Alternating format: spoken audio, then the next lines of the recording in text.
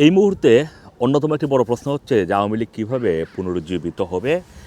আওয়ামী লীগ পুনর্গঠনে কোনো ধরনের উদ্যোগ নেওয়া হচ্ছে কিনা, এটি একটি বড় প্রশ্ন। বিশেষ করে আমেরিকার নির্বাচনে ট্রাম্পের বিজয় আওয়ামী লীগের নেতাকর্মীদের ভিতরে এক ধরনের আশার সঞ্চার সৃষ্টি করেছে, তৈরি করেছে। তারা মনে করছে যে বর্তমান ডক্টর ইউনূস সরকারের সাথে ভারতের যে বৈরী সম্পর্ক রয়েছে, সেই সম্পর্কের ফায়দাটা বাংলাদেশের যেই রাজনৈতিক দল এই মুহূর্তে সবচেয়ে সংকটে রয়েছে, সেই আওয়ামী লীগ হয়তো নিতে পারবে, এই ধরনের একটি ধারণা নেতাকর্মীদের ভিতরে রয়েছে। এবং সেইভাবে তারা এখন অপেক্ষা করছে যে কবে তারা পুনরুজ্জীবিত হয়ে পুনর্গঠন করবে।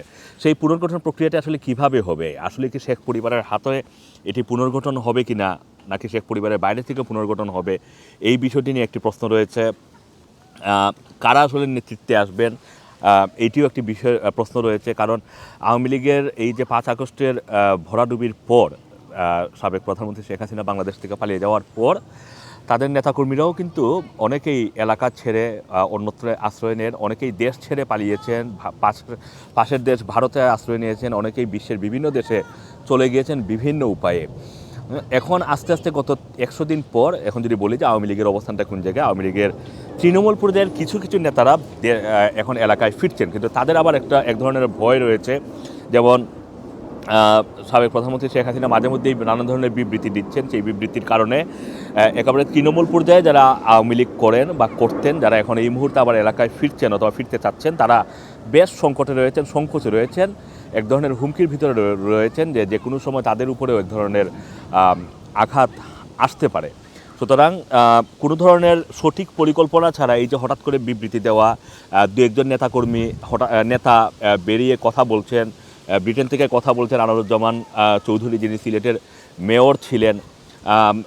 এর আগে ব্রাসেলস থেকে ব্রিটেনের একটি টেলিভিশনে চ্যানেল এসে কথা বলেছেন সাবেক পররাষ্ট্রমন্ত্রী ডক্টর হাসান মাহমুদ। এইভাবে তারা কথা বলছেন। শফিউল আলম নাদেল, তিনি ভয়েস অফ আমেরিকাকে ইন্টারভিউ দিয়েছেন। সুতরাং সেই ইন্টারভিউগুলো আবার কিন্তু খুব সিরিয়াসলি নিচ্ছে বাংলাদেশের আইনশৃঙ্খলা বাহিনী। সুতরাং আওয়ামী লীগ যাতে আবার সুসংগঠিত হতে না পারে, পুনর্গঠন হতে না পারে, সেই ব্যাপারে কিন্তু সজাগ রয়েছে বিরোধী দলও, যারা এই মুহূর্তে মাঠে রয়েছে, বিশেষ করে বিএনপি, যারা দীর্ঘদিন নির্যাতনের শিকার হয়েছে। এর পাশাপাশি বৈষম্য বিরোধী ছাত্র আন্দোলনও কিন্তু চাচ্ছে না যে আওয়ামী লীগ আবার পুনর্গঠন হোক। এই কারণে এখন সবচেয়ে বড় প্রশ্ন হচ্ছে যে আওয়ামী লীগ কীভাবে পুনর্গঠন হবে, ১০০ দিন পরে আওয়ামী লীগের রূপরেখা আসলে কোন দিকে যাচ্ছে।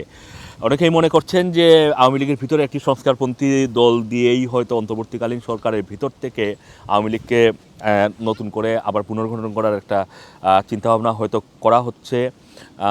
অনেকে মনে করছেন যে বাংলাদেশের এই মুহূর্তে যেসব রাজনৈতিক দলগুলো রয়েছে মাঠে, বিএনপি, জামায়াত, তারাও হয়তো আওয়ামী লীগের সংস্কারপন্থী দলটাকে তাদের প্রতিপক্ষ হিসেবে মাঠে চাইছে। এটা কিন্তু অনেকের ধারণা।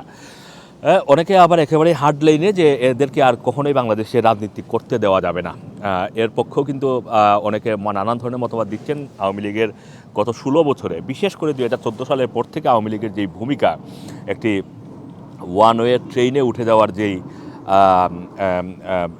প্রবণতা আমরা দেখেছিলাম, এবং যেই উঠে যাওয়ার ফলে যেটা হয়েছে যে আর লুক ব্যাক করার কোনো সুযোগ ছিল না আওয়ামী লীগের, যে কারণে বিরোধী দলকে দমন পীড়ন বা এই ধরনের যে অভিযোগগুলো আওয়ামী লীগের উপর রয়েছে, সেই কারণে কিন্তু অনেকেই মনে করছেন যে আওয়ামী লীগের আর রাজনীতিতে ফেরাই উচিত না। সুতরাং তত্ত্বাবধায়ক অন্তর্বর্তীকালীন সরকারের ১০০ দিনের কর্মকাণ্ড নিয়ে যেমন আলোচনা হচ্ছে, সমালোচনা হচ্ছে, ঠিক ১০০ দিন পরে আওয়ামী লীগের অবস্থান কী, সেটি নিয়েও কিন্তু অনেকের মনে এই মুহূর্তে প্রশ্ন রয়েছে।